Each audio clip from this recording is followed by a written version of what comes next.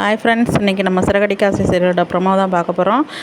விஜயாவுக்கு வந்து நல்லா மூக்கடைக்கிற மாதிரி ஸ்ருதி வந்து பேச போகிறாங்க. இன்றைக்கி வந்து ரொம்ப இன்ட்ரெஸ்டிங்காக போகுது. ஏன்னா எப்போ பாரு நம்ம மீனாவை அசிங்கப்படுத்துகிறதே ஒரு வேலையாக வச்சுருக்குறாங்க நம்ம விஜயா.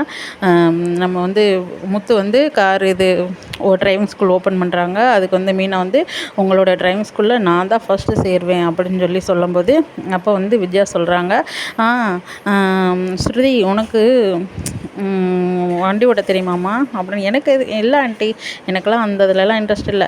ஆமாம், நீ வந்து பெரிய கோடீஸ்வரை விட்டு போகணும், நீ எதுக்கு கார்லாம் ஓட்டிக்கிட்டு, அதுதான் இங்கே ஒரு வீட்டு வேலைக்காரி இருக்காளே, அதான் அவள் கார்லாம் ஓட்டி பழகுறாளே, அவளை வச்சு கூட அவரை நீ டிரைவராக வேலைக்கு வச்சுக்கலாம்ல அப்படின்னு சொல்லி மீனாவை கலாய்க்கிறாங்க. நம்ம ரோஹிணிக்கு வந்து பயங்கரமாக டென்ஷன் ஆயிடுது. ஸ்ருதிக்கு வந்து பயங்கரமாக டென்ஷன் ஆயிடுது. ஏன் ஆண்டி அவங்க டிரைவராக இருக்கணும், அவங்க நினச்சா இன்னி ஒரு 2 கார் வாங்கி கூட ஓனராக இருக்கலாம் இல்லையா? இப்போது ஒரு பூக்கட்டி நீங்கள் சொன்ன மாதிரியே பூக்கட்டி 2 கார் வாங்கிட்டாங்க. இன்னும் 2 பூக்கட்டி 2 கார் வாங்கி ஓனராக இருக்கலாம் இல்லையா? அவங்க எதுக்கு டிரைவராக இருக்கணும்? ஒன்றுமே இல்லாமல் சும்மா இருக்கிறதுக்கு எத்தனை ஓனர் ஆகுறாங்க பார்த்தீங்களா?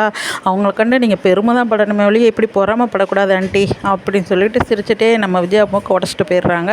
நம்ம விஜயா முகம் தொங்கி போய் உட்காந்துருக்கிறா.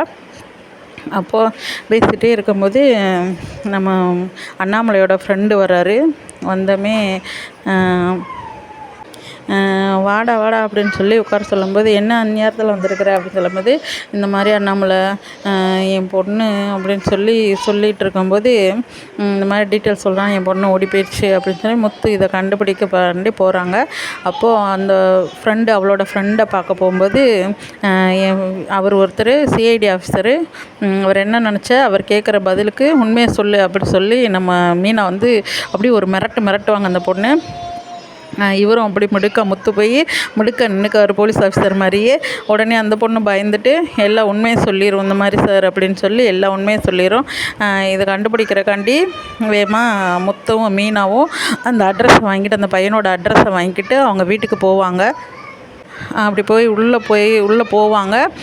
உள்ளே போய் பேசிகிட்டு இருக்கும்போது அவங்க பையனோட அம்மா அப்பா அவங்கக்கிட்ட பேசிகிட்டு இருப்பாங்க. அப்போ அவங்க சொல்லுவாங்க, அவங்க மாமா கூட இது விஷயமா பொண்ணை பார்க்க தான் போயிருக்காங்க, பொண்ணோட அப்பா அம்மாவை தான் பார்க்க போயிருக்காங்க. எங்களுக்கு இப்படி பிரச்சனை நடக்கும்னே தெரியாது தம்பி, எங்களை மன்னிச்சிருங்க தம்பி, எங்கள் மேலே எந்த தப்பும் இல்லை தம்பி அப்படின்னு சொல்லி அந்த அம்மா அப்பாவும் ரொம்ப கெஞ்சுவாங்க.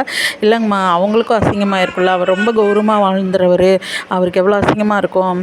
இப்போ ஒன்றும் இல்லை, அவங்க பையனையும் பொண்ணையும் கூப்பிட்டு 2 வீட்டுக்கும் சம்மதம்னா நம்ம நல்லபடியாக கல்யாணத்தை முடிச்சு வச்சுருவோம்மா அப்படின்னு சொல்லி முத்து வந்து அவங்க வீட்டில் சமரசமாக பேசிடுறாங்க.